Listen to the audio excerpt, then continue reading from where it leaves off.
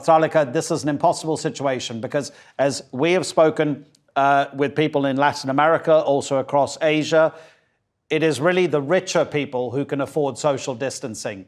And that seems to be the case when we talk about the slums of India.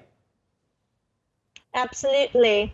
I mean, this pandemic affects everyone, but not everyone equally.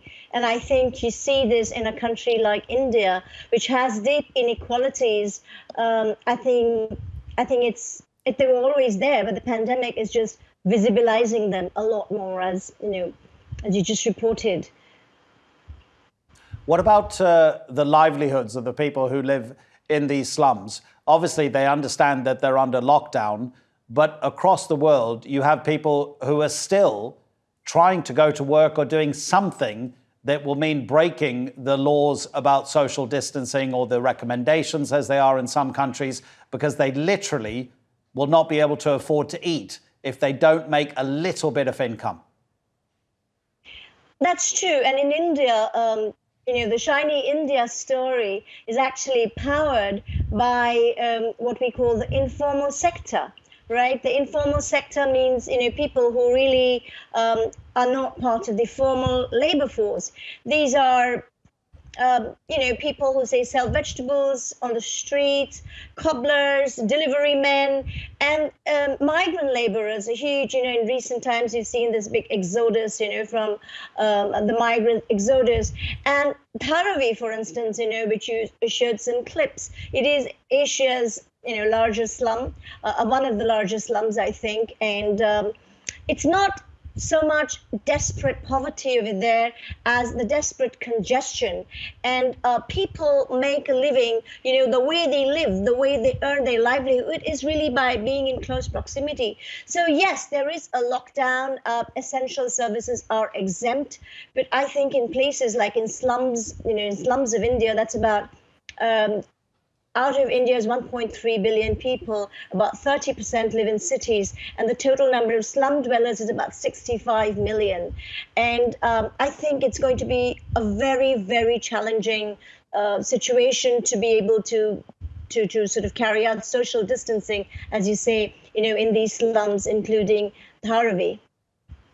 Is there any news from the federal government or from state governments about how they're preparing for COVID-19 once it really hits in the way it has in other countries? At the moment, fewer than 5,000 cases. In the past few minutes since we've been on air, the numbers have risen a little bit, but still under 5,000 cases and now 136 deaths across India is what's reported.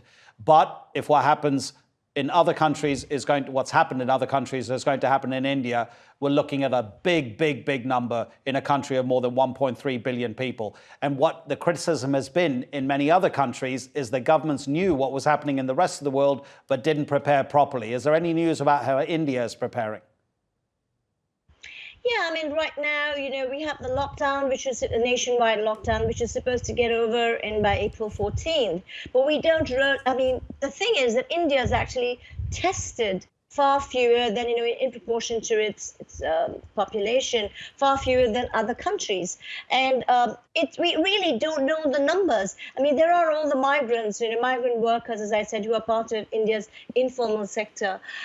They've gone back. Some of them were stranded, they somehow managed to get back to the villages. Some haven't. Now, we actually don't know what the situation is in rural India, where the vast majority of Indians live. Now, we will start, and on top of that, India's health system, the public health system, is very, very patchy. We have states like Kerala, for instance, which has an excellent, healthcare system. Their numbers have been high, but that's partly also because they do more testing. Now, what the situation is going to be in case we have community transmission, the government insists there hasn't been community transmission, but it's anybody's guess what the situation would be. I mean, things will work in a crisis if it works during normal times.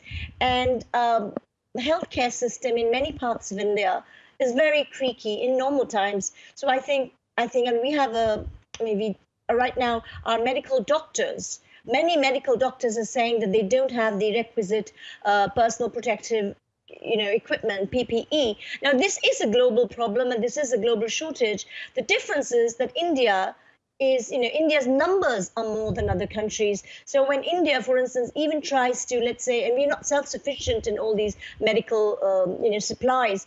When we want to buy it, it's not easy at a time when the whole world is scrambling to buy it. So, right now, most countries have put restrictions on ventilators, on masks, on all kinds of things. So I think, yes, the government is trying. We have containment strategies. Places where I live, like in Delhi, the Delhi government is doing well. But India is not, it's actually like multiple countries. And I think that the coming days, we will have to really watch. Patralekha, thank you so much indeed. Patralekha Chatterjee speaking to us from Delhi.